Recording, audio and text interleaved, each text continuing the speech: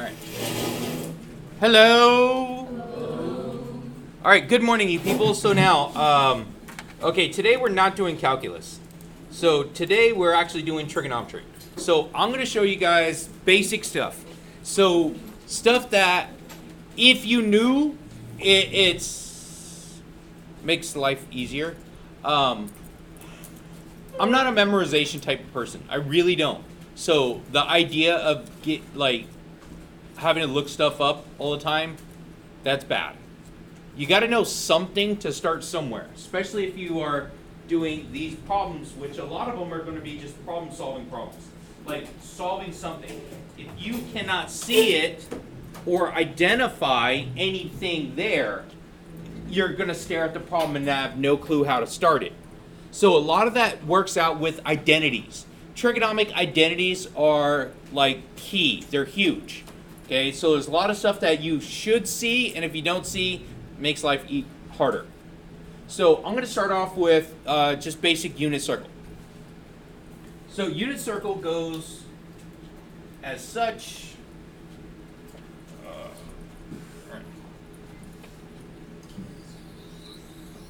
Okay, so forgive my ugliness here.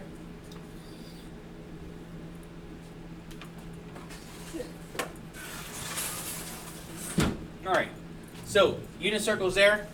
I'm going to use this side over here to write stuff, so that's why it's kind of cockeyed over there. Anyway, all right, so basic unit circle. So the radius of this circle is always going to be 1.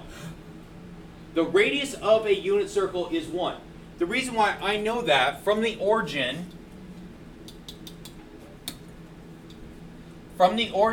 this point right here is going to be 1, 0.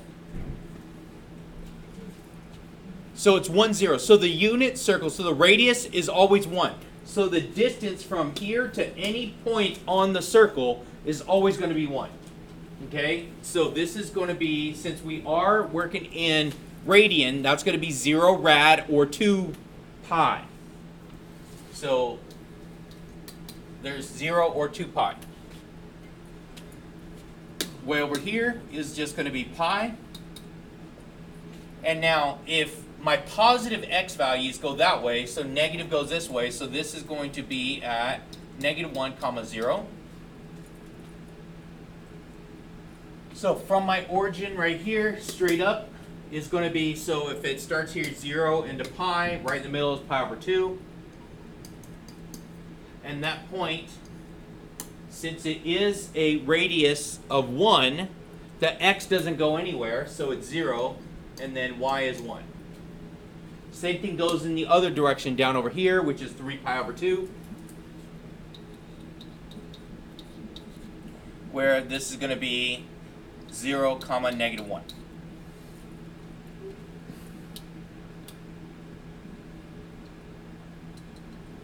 All right, now let's talk quadrants. So quadrant, this is going to be quadrant 1. This is going to be a positive and a positive. This is going to be quadrant 2. This is a negative and a positive. This is quadrant 3. This is negative and a negative. This is quadrant 4. This is a positive and a negative.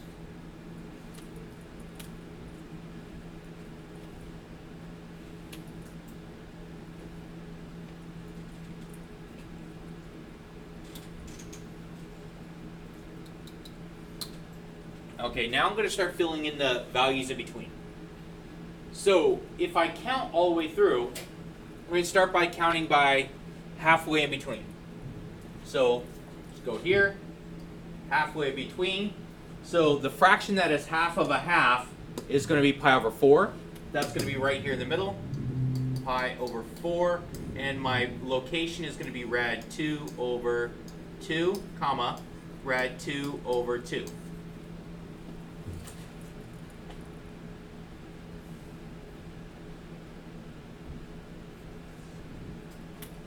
Then, so there's pi over 4, then this one over here comes out to be 2 pi over 4. 2 pi over 4.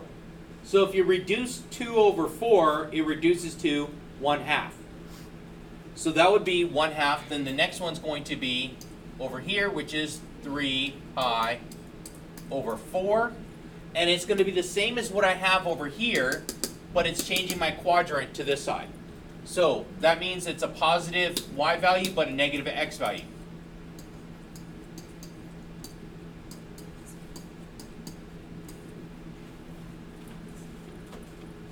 There's 3 pi over 4. Then this is 4 over 4. 4 over 4 just gives me 1. So that means the next one down over here is 5 pi over 4. Which is going to be the same values as up here, but it just goes along with the quadrant that it's in. So I know in this quadrant it has to be negative and negative, so I'm going to change those to be negative rad 2 over 2 and negative rad 2 over 2.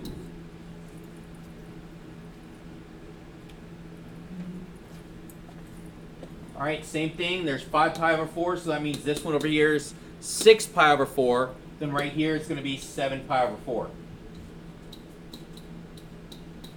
Which gives me a positive rad 2 over 2 and a negative rad 2 over 2.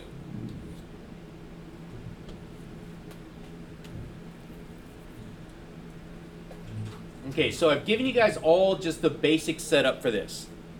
So the basic setup and the reasons for this. So now I'm going to actually just only fill in quadrant 1 for these pieces in between. So the next one is going to be pi over 6. I'm going to put that here. So, you know what, I could probably change, you know what, let's make this all colorful. Let's do this. All right, so, blue? It doesn't work out very well because I have a blue background on that side. How about like this peachy color? There we go. That's peachy.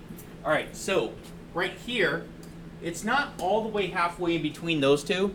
It's closer to the halfway point right here, but it's right there. So that's going to be pi over 3. Pi over 3. So it's pi over 3. That doesn't work out very well there. Okay. So pi over 3. And what is half of pi over 3? Pi over 6. And so halfway between pi over 3 and 0, which is going to be right here, is my pi over 6.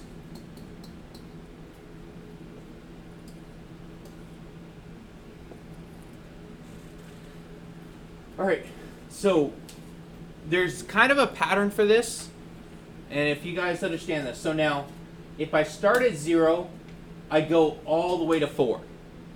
So watch this. So for the y values, so it's 0, 1 over 2. So it's 1 over 2, because this is 0 over 2. 0 over 2 is 0. 1 over 2. 2 over 2. Next one's going to be, so it's rad 3 over 2. And this is rad 4 over 2. What is rad 4? 2. Divided by 2? 1. So it goes 0, 1, 2, 3, 4. And then for the x values, because they always go alphabetical order, the x values would go 1, then it go 3, right? Okay, because this is 4 over 4, this is rad 3 over 2, 2 over 2, 1 over 2, then 0 over 2. Now, to fill in my missing values, I'm going to do this. So it goes like that. So you could actually build this out and put it there, so I know that it would be the same values as here, but I know the x value is negative. So this one over here, which would be 2 pi over 3, is going to end up becoming negative 1/2 and a positive rad 3 over 2.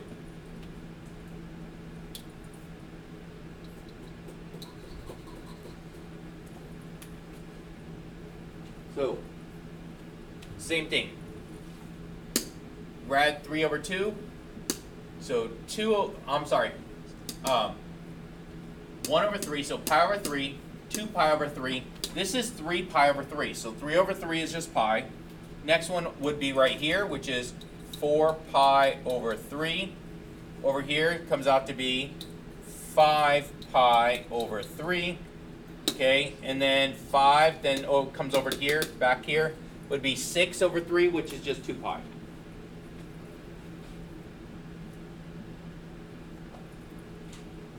Okay, like I said, I'm not going to fill in everything. So what I am going to add is ordered pairs are x comma y. You guys agree? Okay, ordered pairs on a trig circle is the same thing, so it's cosine comma sine. I'm not putting whatever the variable is because I don't want to confuse you. So the x is the same as cosine and the y is the same as sine. So we could actually get all our identities from those two things right there. So by doing that, I know that sine of something is y over r. Cosine of something is x over r. Tangent of something is going to be y over x. Then it's going to be cosecant, so CSC of something is r over y. Secant of something is r over x. And then cotangent of something is x over y. Now, there's a reason why I did it like this. Because in the unit circle, r stands for my radius, and my radius is always 1, right? The radius is always 1. So if I were to ask you for, hey, what's a sine of some value, you would just, if it's over 1, you just spit out that number, right? You go find where the sine value is and just put that. That's all you do. Next thing is my Pythagorean identity, x squared plus y squared equals r squared, which also could be written as cosine squared plus sine squared is equal to r squared or 1 squared. So there is my special identity that we need to start with.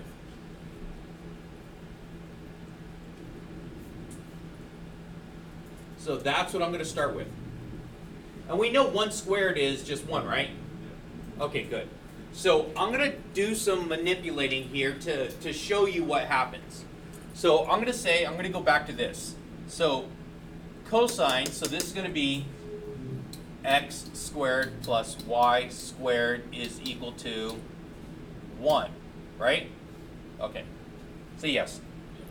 Yeah, so I'm just going back to this right here, right? And my radius in this one's 1. So what I'm going to do here is I'm going to divide everything by x, but particularly x squared.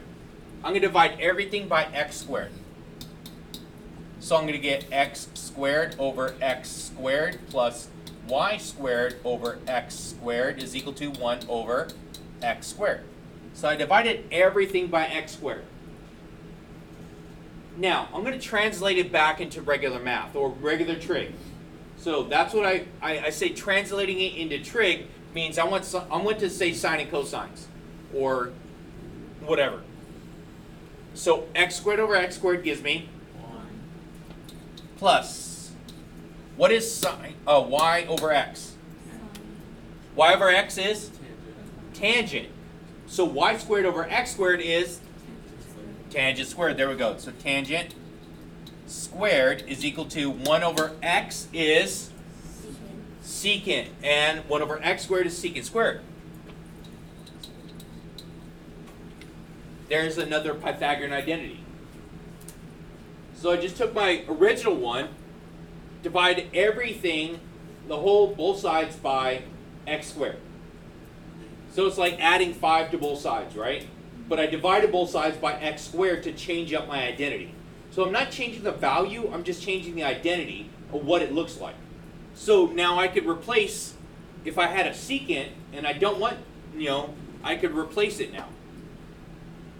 Or, let's say for instance I got pretty crazy. What can I replace tangent squared with?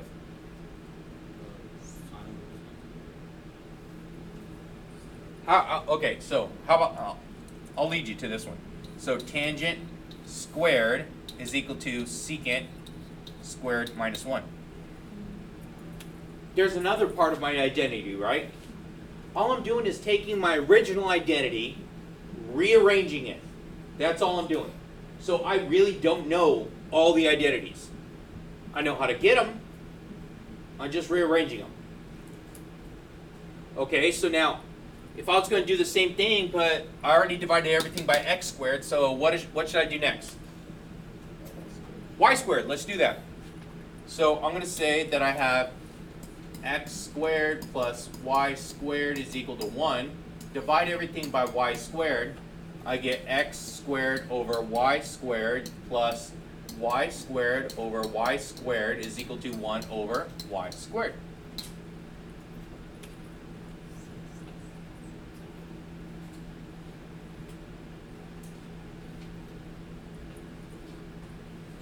Okay, so now it's going to turn into translate to trig. X squared over y squared gives me, there we go, so cotangent squared plus 1 is equal to cosecant squared, so CSC squared. So if you notice on all these right here, just so I don't confuse you, I am not putting my theta, I'm not putting an x, I'm not putting a variable value. This is just the sine and cosine parts, okay? So whatever it is, so if I had like a 5 theta, I could use the same identity if I had 5 theta in there. Yeah, it still works out all the time. So there we go. So now, okay, let's change this up. So now it could be cotangent, right? Squared is equal to CSC squared minus 1.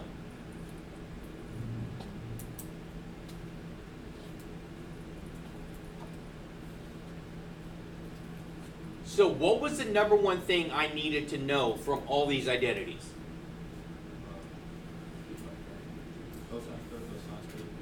There we go. So Pythagorean identity, right? It's a Pythagorean identity, and I just have to be able to recognize, oh, hey, it's a cosine squared. I could do something with that. Okay? I could also say, let me see, x squared plus y squared is equal to 1. I could also say that y squared is equal to 1 minus x squared, right? So it'd be sine squared is equal to 1 minus cosine squared. That is super helpful. I could see it. I know it's there. I'm not sure what it looks like, but I know I could change it up. I take my identity, I change it up. So I take what I know, rearrange it to make it fit the problem I need it to. That's more better than trying to memorize all of these. Because memorization doesn't help you if you don't know why. I'm telling you why these things work and how these work. And you make it work for yourself. If you make the math work for itself, you could even be an Algebra 1 student and be successful in calculus if you could just algebra. Like, seriously. Now, this next thing I'm going to get on actually takes it a little bit different. So, next thing I'm going to do is I'm going to start with the double angle identity. So I'm going to start with the cosine. So cosine of 2 theta. So this is a double angle identity, right? So a lot of times when I'm doing solving problems, I don't want a double angle. I can solve for a square, but I can't solve for a double angle because the 2 is on the inside. I don't want to mess with that. I really don't. Okay? I do not like it here or there. I do not like it anywhere. I would not, could not with the fox. I would not, could not in a box. In a train. In the rain. Sam, I am. All right. So it's going to be cosine of theta plus theta. It's going to be, okay, this is an addition identity, okay? I'm gonna tell you what it is. Okay, this is one that you kind of had to know or should know. So if I'm adding 2, this is the angle addition portion for actually figuring out values without using calculators. This would be cosine of theta, which is my first one, cosine of theta, which is my second one, minus sine of theta, that first, and then sine of theta, that second. So if I wanted to find values, I could use this to find certain specific values. Okay, if you really, really, really are lost and you're like, what the hell? But don't make it sound like that, okay? All right. If you open the back of your book, you actually have these identities on, I don't know, it's one of the pages. It's in the back. It looks something like that. They're just crop loads of identities. It's basically, where's the addition subtraction? There it is. There it is.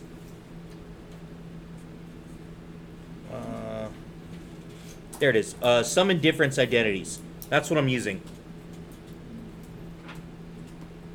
So sum and difference identities. All right. So now, what is cosine theta times cosine theta? It's cosine squared theta. Minus sine squared theta, right? So I could actually, my cosine of 2 theta could be replaced with this.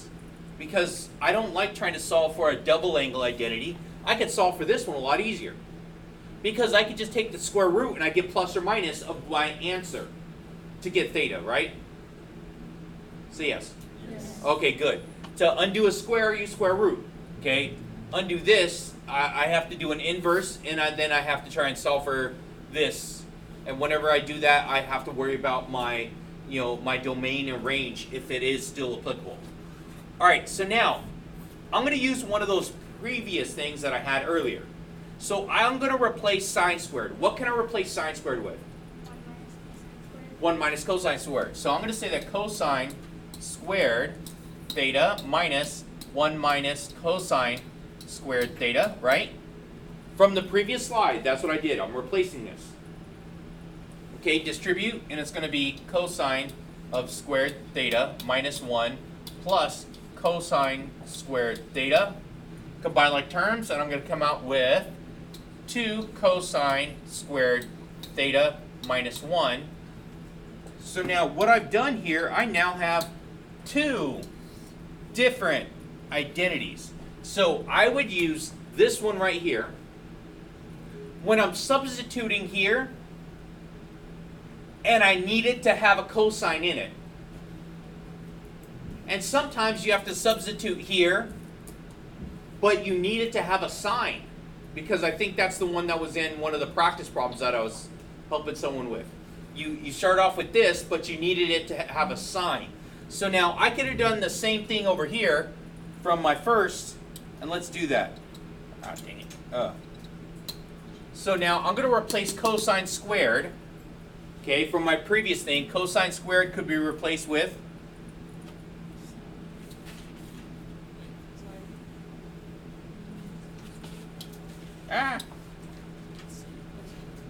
So I'm replacing cosine squared with what? 1 minus sine squared. 1 minus sine squared, right? Very good. 1 minus sine squared. So 1 minus sine squared.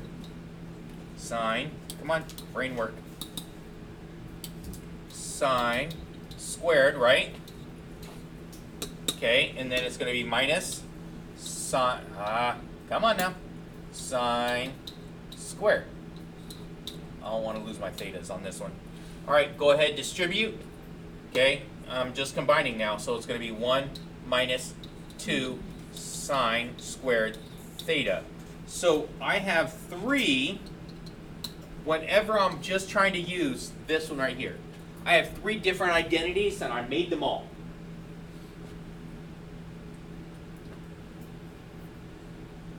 All right, did I lose anyone? Yes, go ahead. I'm just trying to wonder where the 1 minus sine squared theta, where do we take that from? Okay, so right here, let's look at this one. So if I wanted to say, I want to replace cosine. So what would I do to get cosine by itself? Subtract y squared. So it's going to be x squared equals 1 minus y squared, right?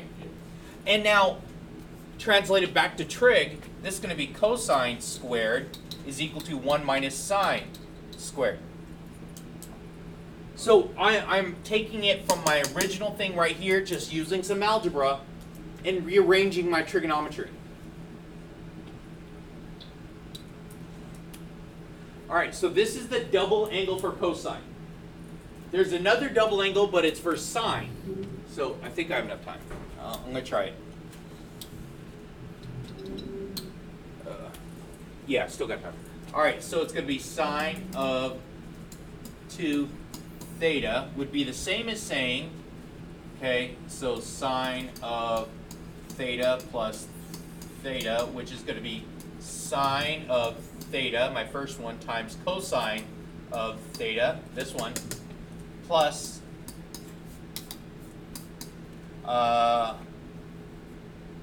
sine of theta, which is this one over here, and then cosine of theta, which is this one over here. So it just does it backwards. So if I would have rewrote it, is to go sine, cosine, then cosine, sine, it would be the same thing. Does that make sense, or should I rewrite it the other way?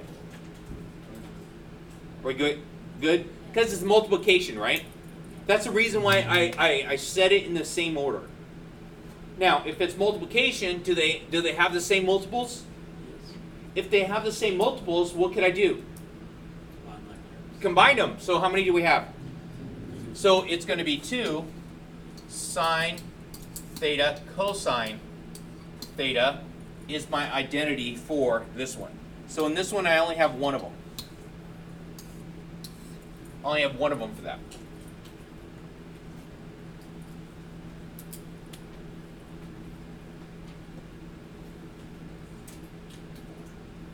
Okay, hopefully I was able to give you a little bit more understanding, just a little bit, about where some of these things come from and why. Okay, like I said, I don't know these. I don't have them memorized. I make them every time I need it.